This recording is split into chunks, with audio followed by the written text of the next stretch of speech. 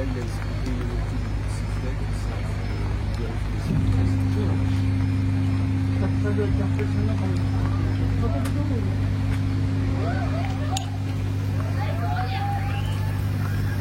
Après.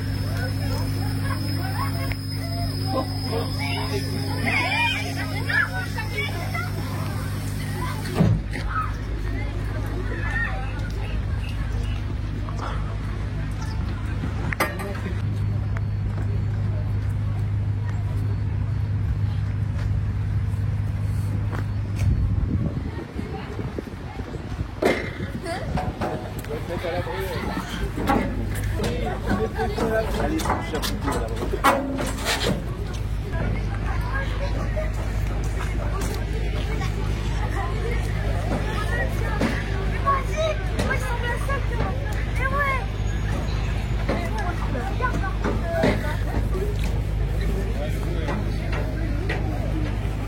Ça dépend de l'accident. On ne fera pas la même chose en fonction des accidents. Mais au fait, ce qu'on va vivre après l'accident, c'est pas tellement ça le but de cette action. Le but de cette action, c'est surtout de vous faire comprendre que dans les accidents aujourd'hui, quand l'accident est terminé, il y a deux types de passagers. Il y a les passagers qui vont réfléchir. Comment je fais, par où je sors, qu'est-ce qui se passe. Et il y a les passagers qui souvent font plus rien du tout. C'est parce que des fois ils sont morts. Et du coup ça c'est bête. Et le but de cette action, avant de vous expliquer ce qu'on fait après l'accident, c'est surtout de vous rappeler les bonnes habitudes qu'il faut avoir avant et en général pour ne pas faire partie de ces passagers qui sont morts dans les accidents. Parce qu'il y a des choses à faire. En fait on choisit. On choisit si on fait partie des mieux protégés ou des moins protégés dans les accidents. Ça c'est un choix qui vous revient. À partir de la 6e, vous êtes responsable de ça. Vous n'êtes pas responsable d'avoir ou de ne pas avoir l'accident.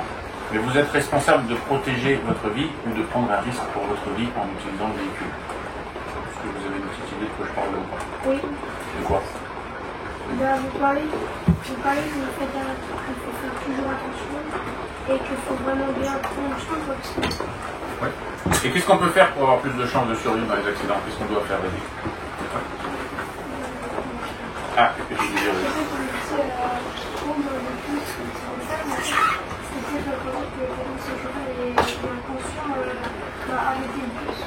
Non, on parle même pas du chauffeur. On parle même pas du chauffeur, on parle juste de vous.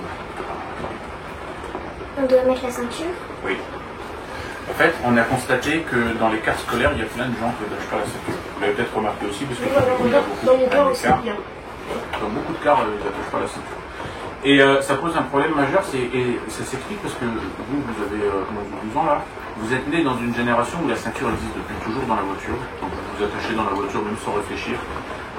À partir de la 6e, vous devez gérer tout seul votre ceinture dans le car, plus personne ne vient vérifier, donc c'est votre responsabilité. Et souvent, comme vous l'attachez de manière automatique, vous ne savez même plus pourquoi on l'a inventé et pourquoi on l'a installé. Vous ne savez pas qu'il y a 40 ans, quand il n'y avait pas de ceinture dans les voitures, eh ben, il y avait 15 000 morts par an sur les routes en France. On a inventé la ceinture pour une seule chose, c'est empêcher aux passagers qui sont dans les véhicules de mourir lorsque le véhicule fait un accident. Et ça fonctionne super bien parce qu'on est passé de 15 000 morts à 3 000. Et ça vous paraît naturel aujourd'hui d'entendre que il y a des gens qui font des accidents de voiture dans le village d'à côté, des cousins, des oncles, etc. Et que oui, ils ont un bras cassé, ils sont à l'hôpital, ils ont quelques points de suture. Et vous n'avez pas connu l'époque d'il y a 40 ans où systématiquement, à chaque fois qu'une voiture se plantait à plus de 50-60 km/h, tout le monde était mort. Et c'était catastrophique. Et donc on a réfléchi, on a inventé plein de systèmes de sécurité. Aujourd'hui les voitures sont très sûres parce qu'on a les ceintures, les airbags, les renforts latéraux. Aujourd'hui si on prend l'exemple des motards par exemple, les motards meurent beaucoup moins qu'il y a 40 ans parce qu'ils roulent tous avec un casque. Il y a 50 ans le casque n'existait pas. Chaque fois qu'un motard tombait, il s'éclatait la tête, il était mort. Et donc on a trouvé plein de solutions. Et on utilise toutes ces solutions qu'on a inventées. Quand on fait de la moto on met un casque bien sûr. Dans la voiture on met des ceintures, on a les airbags, tout fonctionne. Dans la voiture, on a les ceintures, les airbags, etc. Et là, aujourd'hui, à partir de cette année, vous prenez le car de manière autonome et vous n'avez plus tout ça en tête. Et donc, parmi vous, il y en a plein qui ont pris la mauvaise habitude de circuler sans ceinture. Et des fois, vous avez l'impression que ça ne sert à rien. Et c'est vrai. La ceinture, comme le casque pour le motard, comme les airbags dans la voiture, dans 99,9% des transports, tant que tout se passe bien, ça n'a aucun intérêt. Les airbags, vous en avez tous dans vos voitures. Hein. Vous les avez souvent jamais vus. Pour autant, on continue de les mettre. Et en fait, ce que vous devez comprendre, c'est que les accidents, tout le monde en fait tôt ou tard. Vous vivrez des accidents au courant de votre vie, parce que là, vous êtes très jeune, vous n'en avez pas conscience. si on se fait le rendez-vous dans 80 ans, vous aurez tous plusieurs accidents à raconter que vous allez vivre entre maintenant et la fin de votre vie. Certains feront des accidents que dans très longtemps, d'autres dans moins longtemps. Certains le feront en voiture, d'autres peut-être en moto. Peut-être que dans votre vie, vous vivrez des accidents en car, c'est possible. Donc protégez-vous dans tous les véhicules, parce que les systèmes de sécurité que vous avez, ils sont importants pour préserver votre vie dans les accidents. Et j'aime bien parler du motard, moi, parce que vous savez, les motards, ils ont presque tous des casques aujourd'hui, et on n'a pas besoin d'insister beaucoup pour que les motards s'attachent, parce que vous verrez, en grandissant, si vous faites des motos, vous allez très vite vous rendre compte que quand on roule, on a conscience que c'est dangereux, hein, que dégoûtant, ça craint, et donc les motards, ils se protègent facilement avec un casque, des gants et plein de trucs. Aujourd'hui, vous ne faites pas de la moto, hein, de manière autonome en tout cas, mais vous faites du car de manière autonome. Et le car, c'est un véhicule un peu bizarre parce que comme il est très très gros, en fait, on ne sent pas du tout le danger, on se croit protégé dedans. Et du coup, on n'utilise plus les systèmes qu'on a. Et ça, c'est bête. Et mon travail, c'est de vous expliquer qu'en réalité, faire du car sans ceinture, c'est aussi dangereux et aussi bête que faire de la moto sans casque. On peut, hein. On peut faire un voyage, 2 voyages, 10 voyages, 1 an et toute sa vie. Si le conducteur n'a pas d'accident, il ne se passe rien. Comme le motard qui roulerait sans casque, hein, peut rouler toute sa vie. S'il tombe pas, ça va. Hein. Par contre, s'il prend cette habitude de rouler tous les jours, 1 an, 2 ans, 3 ans, et qu'une seule fois la moto glisse, et qu'à 100 km/h il s'éclate la tête sur le trottoir, bah, il va mourir. Parce que le corps humain, il n'est pas fait pour encaisser ce genre de choc. Donc les motards ne prennent pas ce risque. Le car, c'est pareil. Vous pouvez rouler 1 fois, 2 fois, toute l'année scolaire, et même peut-être jusqu'à la fin du collège et jusqu'à la fin du lycée, sans ceinture. Hein. Si le conducteur, là, il ne fait pas d'accident, aucun stress. Par contre, si vous prenez cette habitude maintenant en 6e là, que vous roulez 1 jour, 2 jours, 1 mois, 1 année, 2 années, et qu'une seule fois, le conducteur perd le contrôle, va au fossé ou percute une voiture qui vient en face, une fois, ça peut être en 3e, ça peut être cette semaine, ça peut être jamais peut-être. Mais si une fois ça arrive, c'est parce qu'il se joue sans ceinture, c'est que vous risquez de mourir, comme le motard. Sauf que, je vais vous expliquer comment ça marche parce qu'on a du mal à comprendre et c'est pour ça qu'on ne se protège pas. Vous savez, nous on simule un accident, le car se renverse. Bam. Alors rassurez-vous, à nous, ce qu'on va vivre, ça va tout doucement. C'est vraiment au ralenti. En plus de ça, le véhicule ne roule pas. Et vous avez peut-être remarqué, on va s'arrêter avant le sol. Parce que dans la réalité, quand ça arrive, comme le véhicule roule vite, il tombe très fort et il tape très fort sur la route. Et en réalité, ça fait casser les vitres et vous, vous êtes projeté très violemment. Ici, on ne va pas vivre ça, hein, ça va rester un exercice plutôt cool. Mais ayez bien conscience que ici, c'est pas un accident réel. Et pourquoi on a décidé de simuler l'accident du car qui se renverse? On aurait pu en faire d'autres, hein. On aurait pu simuler un car qui percute une voiture ou qui fait un tonneau. On a choisi celui-là parce que c'est celui qui arrive le plus souvent. Et malheureusement, ça va très très vite. Vous savez, les cars, ils sont super larges et lourds. Il suffit que le conducteur aille un tout petit peu dans l'herbe. Et bien l'herbe, c'est pas dur comme la route, hein, donc il va s'enfoncer. Surtout quand il fait un temps comme ça, il pleut, que c'est humide, hein. Plus c'est humide, plus c'est mou. Et donc il va très vite s'enfoncer. Déjà, quand vous faites ça en voiture, c'est des fois difficile de ressortir. Mais un car, comme il est lourd et qui s'enfonce, il va creuser la terre, il va faire comme une ornière. Il n'aura presque aucune chance de ressortir et donc il va s'enfoncer toujours plus parce qu'il est lourd, alors que là il s'enfonce pas parce qu'il est sur la route et il finit par basculer, bam, et il tombe. Et s'il roulait vite quand ça arrive, ben en plus il va glisser très loin. S'il roulait doucement, il va glisser qu'un peu. Ça, c'est la logique. Ça, c'est pas du tout un accident grave, parce que les accidents les plus graves, c'est quand le véhicule va percuter des trucs, hein, où la carrosserie plie, etc. Là, il fait que tomber et glisser. Le véhicule en général, il a presque rien. Et c'est un des accidents les moins graves qu'on peut faire. Et c'est bête parce qu'aujourd'hui, c'est un des accidents qui tue le plus de passagers chaque année. Lycéens, collégiens, parce que vous ne le savez peut-être pas, mais tous les ans, il y a des collégiens de vos âges qui meurent dans leur car scolaire en allant à l'école ou en rentrant, parce que d'un seul coup, le conducteur fait un accident, par exemple, de ce type. Mais c'est pas pour ça qu'ils meurent. Hein. Ils meurent parce que eux n'ont pas utilisé le véhicule comme il fallait le faire. Regardez voir, si je renverse le car comme ça et que je suis attaché, ben ma ceinture me tient et je vais nulle part. Je reste à ma place. Et donc je tombe pas et je crains presque rien. Par contre, si on est 30 ou 40 à pas être attaché, et ben quand on bascule le car comme ça, tous ceux qui ne sont pas attachés, ils s'éclatent lourdement dans les vitres, tous sans exception. Et vous avez vu, nous, on va faire un exercice là au ralenti, on n'a pas pu garder les fenêtres d'origine. Parce que déjà dans l'exercice, on aurait pu là passer au travers de la fenêtre et tomber sur la route. Tout ça pour vous dire que dans la réalité, quand les fenêtres ne sont pas comme ça et que ça tape beaucoup plus fort, tous les élèves là qui prennent le matin sans s'attacher, ils passent à travers, ils sont expulsés à travers la vitre et ils s'éclatent sur la route exactement comme un motard qui aurait perdu le contrôle. Si l'accident a lieu à 70 km/h, vous allez glisser à 70 km/h sur des dizaines de mètres. Le corps humain, il n'est pas du tout prévu pour ça. Il n'est pas fait pour être balancé à travers une vitre d'un véhicule qui roule à grande vitesse. Si demain ça vous arrive, ben le risque de mourir est très très grand. Et si vous survivez, ben vous serez amoché beaucoup plus que si vous restez dans votre siège. C'est comme ça qu'on perd des élèves bêtement chaque année. Il y a 40 ans, il n'y avait pas toutes ces sécurités. Si vos grands-parents ou vos arrière-grands-parents vivaient ce genre d'accident, ils perdaient la vie systématiquement. Et donc on a décidé, on s'est dit, mince, c'est quand même bête, il y a trop de morts. 15 000 morts par an, hein, il y a 40 ans dans les routes, plus que 3 000. Principalement grâce à la ceinture. Et aujourd'hui, la mortalité augmente de nouveau dans les cars parce que vous bah, vous avez tout à votre disposition, mais ah ouais, c'est flemme quand même d'attacher la ceinture. Et donc on continue de mourir comme il y a 50 ans, quand il n'y avait pas les sécurités. Donc moi je trouve que c'est bête. On voulait vous en parler parce que vous vous exposez à ce risque-là, vous qui prenez le car chaque matin et chaque soir. Et j'insiste sur une dernière chose, les accidents c'est une histoire de probabilité. C'est-à-dire que je reprends mon motard là, le motard qui roule une fois dans sa vie, qui fait un tour en moto et qui ne met pas de casque, il n'a pas beaucoup de risque de tomber. Par contre celui qui roule tous les jours en moto sur 10 ou 15 ans, bah, il a beaucoup plus de risques, on est d'accord. Vous à l'heure actuelle, vous êtes en 6e, vous prenez le car 2 fois par jour. Si vous ne le prenez qu'une fois dans votre vie et que vous ne vous attachez pas, il n'y a pas beaucoup de risque d'avoir un accident. Mais vous, chaque jour, vous multipliez votre risque d'accident par 2. Chaque jour, hein. Même par 4, il y en a qui le prennent 4 fois. Chaque jour. Du lundi au vendredi, ça fait des dizaines de trajets par semaine. Rien que sur la 6e, c'est des centaines de transports. Sur la 6e, vous multipliez votre risque d'accident par 100. Et vous allez faire 6e, 5e, 4e, 3e, c'est des milliers de trajets, plus après encore le lycée. Là, vous êtes en 6e, devant vous, il y a 7 ou 8 ans de transport quotidien en car, c'est des milliers et des milliers de trajets. Vous ne ferez pas des milliers d'accidents, c'est certain, bien heureusement. Mais la probabilité d'avoir un accident sur toute cette période, elle est plutôt grande. Donc ne prenez pas le risque, parce que si au quotidien vous ne vous attachez pas, ça ne fera rien, hein, la plupart du transport, mais le jour où le conducteur se plante, ben, c'est votre vie qui risque de s'arrêter. Donc ayez conscience de cela, parce que la ceinture on ne l'a pas inventée pour rien, c'est fait pour sauver des vies. Si vous ne la mettez pas et que vous en avez besoin, ben, ça ne sauvera pas la vôtre. Hein. On est obligé de l'attacher, de la détacher des milliers de fois, juste pour être sûr de l'avoir 1 ou 2 fois quand on en aura besoin. Voilà, c'est le message que j'avais à vous porter aujourd'hui, c'est l'info que je vais vous passer.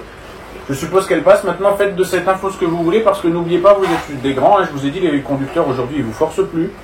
Vous savez, quand vous étiez en maternelle, je ne sais pas si vous vous souvenez, il y avait un adulte qui venait attacher la ceinture à votre place. Parce qu'en maternelle, il n'a même pas assez de force pour s'attacher.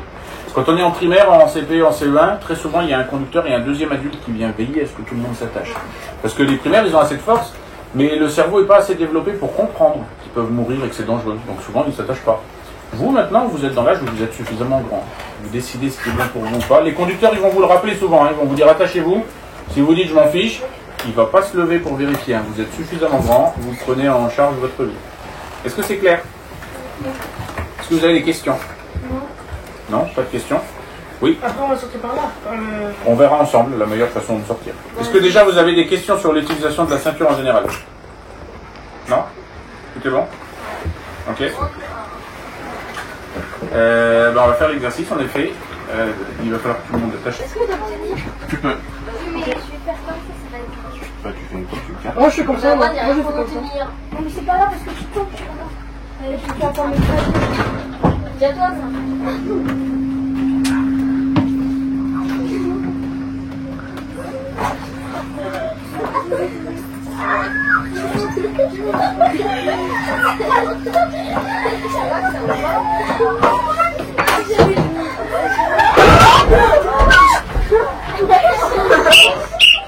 En bas, on se détache, on se relève. En haut, on attend.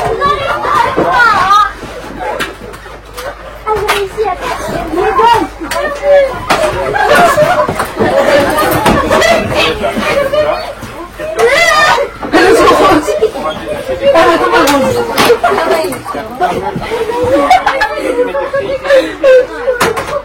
Tire sur tes bras pour te redresser. Toi aussi, tu mets des pieds sur le pied, mets-toi debout là. Mets ton pied gauche là. Puis la jambe. Sois debout sur le dossier. Mets ton pied sur le dossier. Voilà, maintenant pousse sur tes jambes. Ok, là tu te détends. Mets tes pieds ici.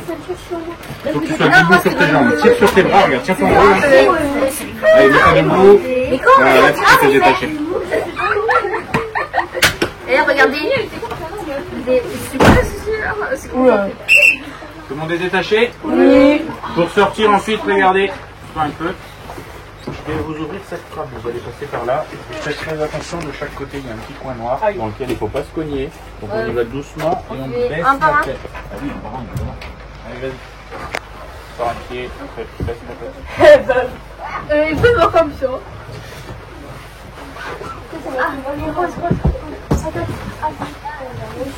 Et va devant sous le chapiteau là-bas. Allez,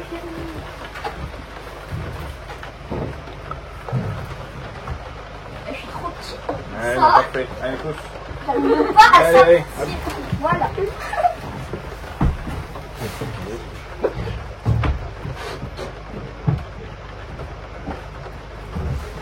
UN. Est-ce qu'on pourrait avoir ça? Non.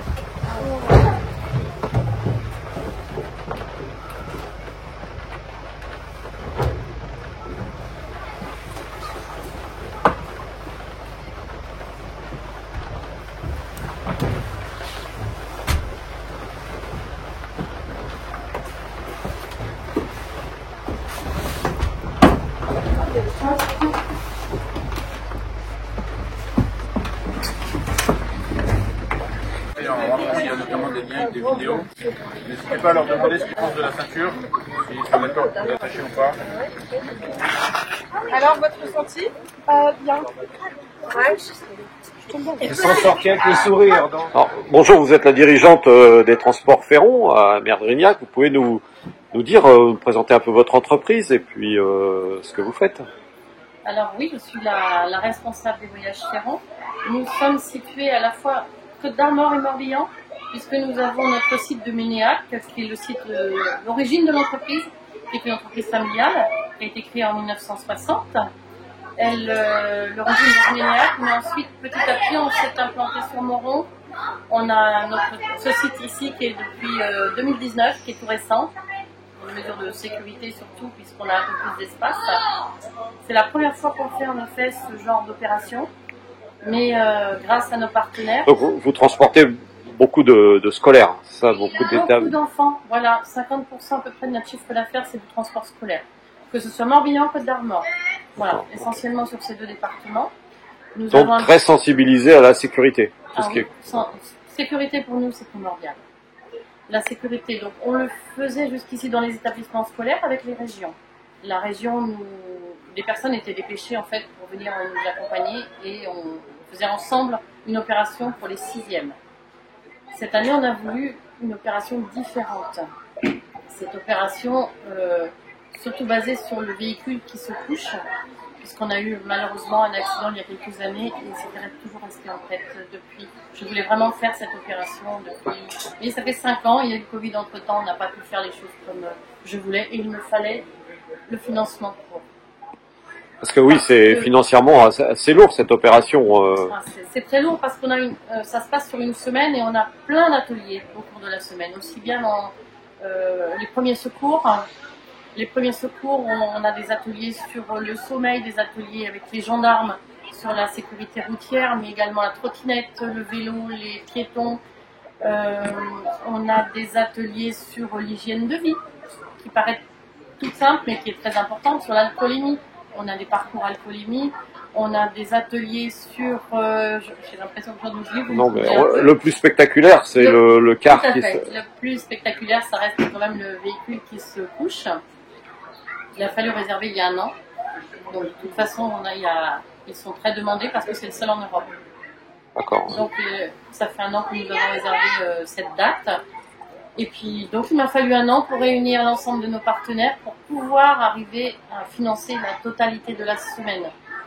Quand je dis totalité de la semaine, ça part aussi des déplacements des enfants, puisqu'on va les chercher dans les écoles, on les amène sur notre site à Merdrignac.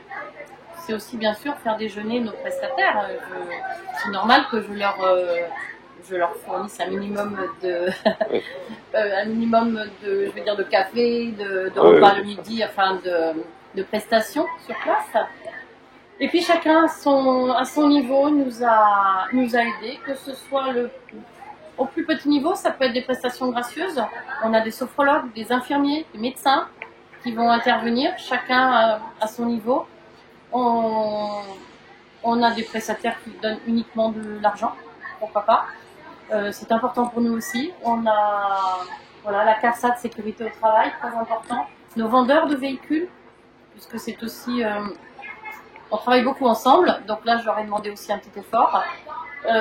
L'Opcomobilité, qui à sa façon nous a fourni des sacs, parce qu'on va délivrer aux enfants des gilets jaunes et des brassards, des crayons, des bonbons, enfin un petit peu de petites choses pour qu'ils aient un souvenir.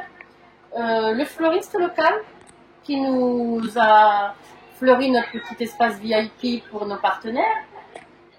Alors SM Habitat qui nous a fourni également des fauteuils, des tables, des lampes, du décor. Voilà, AXA Prévention Ça, oui. Vous important, avez parce la que c'est gendarmerie notre, aussi. la gendarmerie qui forcément est là toute la semaine avec des différents ateliers. Et vraiment sur toute une semaine, donc ça leur prend du temps. À chaque fois, ils sont 2 quand même, donc c'est beaucoup de temps à nous consacrer.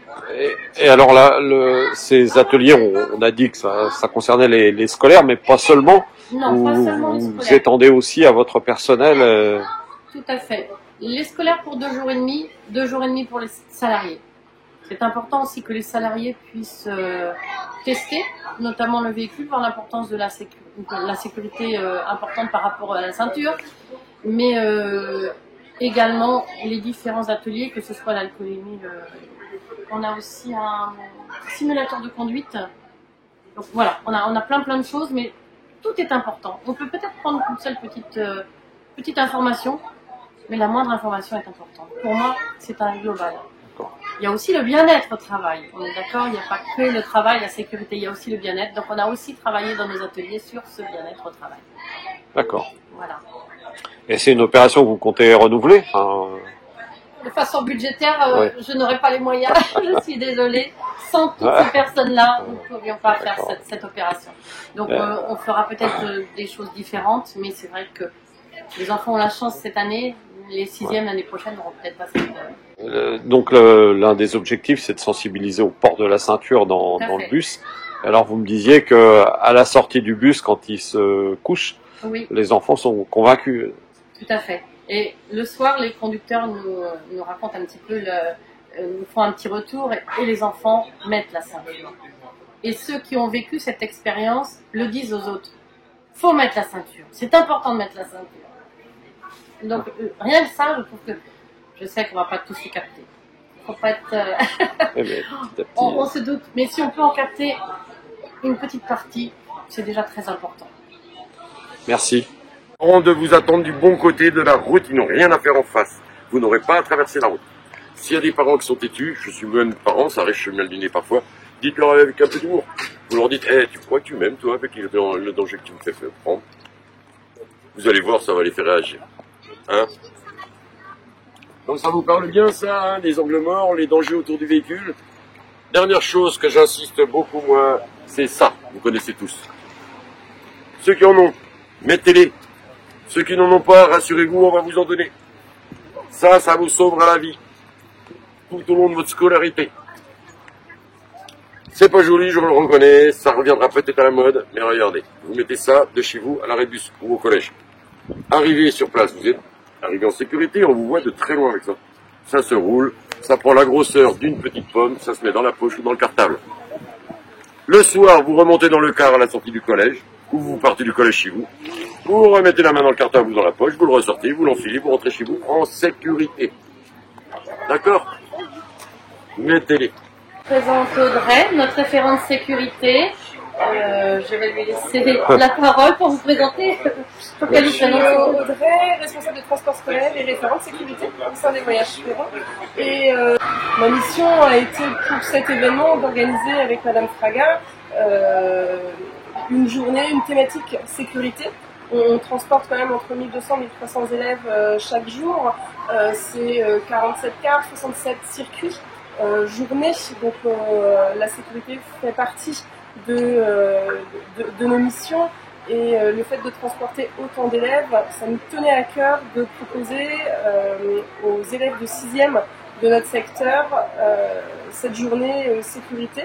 Donc avec plusieurs thématiques, la sécurité dans les transports scolaires, mais pas que, les risques routiers et voilà, tout ce qui touche au transport scolaire avec les acheminements, les points d'arrêt, à la montée, à la descente des cars, et bien sûr la ceinture de sécurité et le port de du gilet jaune.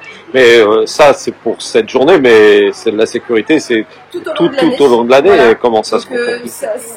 tout ça se passe, ce qu'on met en place aujourd'hui, ou cette semaine sur la sécurité, c'est des choses qui sont mises en application tout au long de l'année. On a des problèmes de discipline, donc moi j'interviens dans les cars scolaires pour faire de la discipline. Et ma mission, c'est ça aussi, c'est de faire de la prévention dans les cars scolaires pour le port de la ceinture de sécurité, la discipline et le port du gilet jaune tout au long de l'année. Quel est le plus gros problème que vous rencontrez? C'est le port de la ceinture, ça? C'est ça, principalement les élèves qui ne s'attachent pas dans le car, et avec l'exercice qu'ils ont fait dans le car pédagogique de chez Agora Formation, ils se sont rendus compte que finalement la ceinture de sécurité était quand même nécessaire et je pense beaucoup vont l'apporter. Merci.